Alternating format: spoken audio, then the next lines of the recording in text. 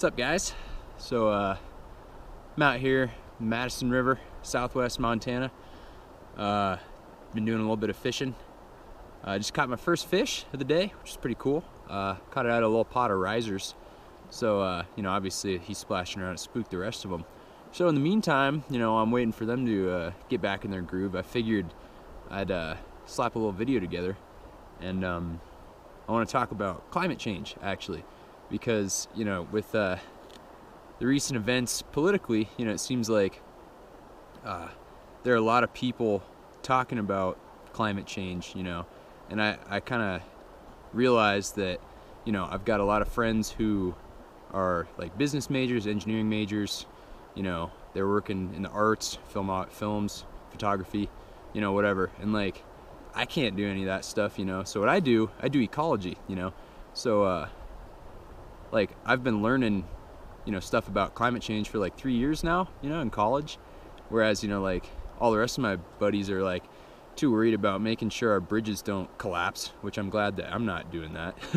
So, yeah, but they miss out on, as a result of that, they miss out on like learning the processes which are driving climate change, basically. And I know, like, it seems, if you're not specifically educated for it, like it can be kind of a daunting issue to think about. You're like, think about it, like, how can humans affect the environment that much, to the point where like global problems will happen? And I promise you it's possible. And I mean, whether or not you believe in it or not, like, I'm just going to explain the processes by which the scientific community has come to the conclusion that humans are driving climate change. So basically, it comes down to wavelengths. So like, light coming from the sun has a really short wavelength, which means it's got a good bit of energy behind it, and that just pierces right through our atmosphere, right? It comes down, you're down in Florida on vacation, sunbathing, hits you right in the chest, and then you feel that warmth, right?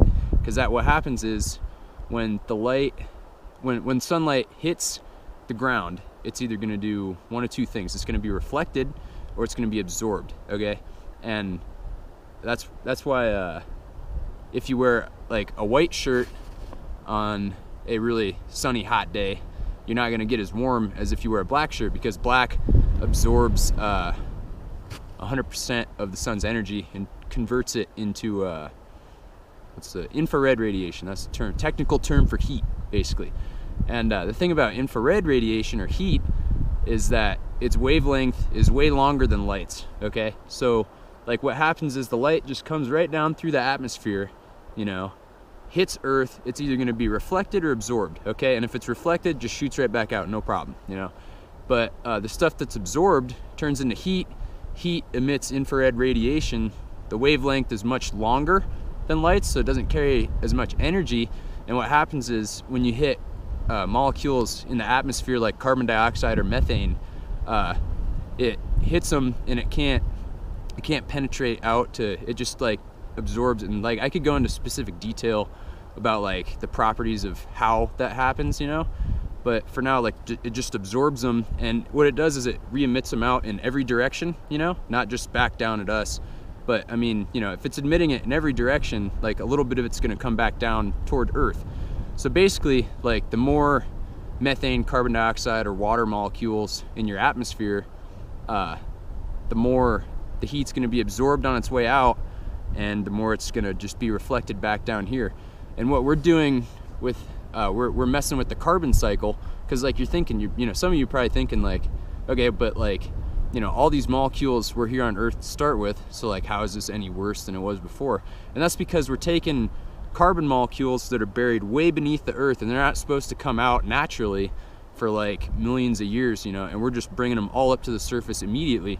So what we've got now is a situation where we've got over 400 parts per million of carbon dioxide in the atmosphere, which has not been seen in the last 800,000 years, which is, I think, as far back as we can get. And I can talk about sampling details or any of that if you guys have questions. But yeah, basically, it's like the same thing that happens in your car. Like, the light can come right through your window, but the heat can't get out through the window, because it's just the same. It's the same exact principle.